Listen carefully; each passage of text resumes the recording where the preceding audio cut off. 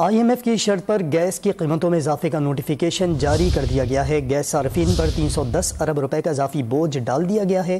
مزید جانتے ہیں ڈان نیوز کے نمائندے طاہر شیرانی سے۔ طاہر بتائیے گا کس طرح سے عوام پر یہ بوجھ ڈالا گیا ہے؟ دیکھیں، یہ IMF کی شرط تھی کہ جو گیس شعبے کا سرکولر ڈیٹ ہے اس کو کم کیا جائے اور جو گیس کمپنیوں کے نقصانات ہیں سوئی صدر اور سوئی نادم کے ان کو کم کیا جائے۔ تو اس لیے جو اوگرا نے فیصلہ بھجوایا تھا گیس کی قیمتوں میں اضافے سے متعلق، اس پر 13 فروری کو اقتصادی رابطہ کمیٹی نے منظوری دی، پھر اس گزشتہ روز وفاقی کابینہ نے بھی اس کی منظوری دے دی تھی، اور آج اوگرا کی جانب سے باضابطہ نوٹیفیکیشن جاری کر دیا گیا ہے جس کے مطابق گیس صارفین پر 310 ارب روپے کا اضافی بوجھ ڈالا گیا ہے۔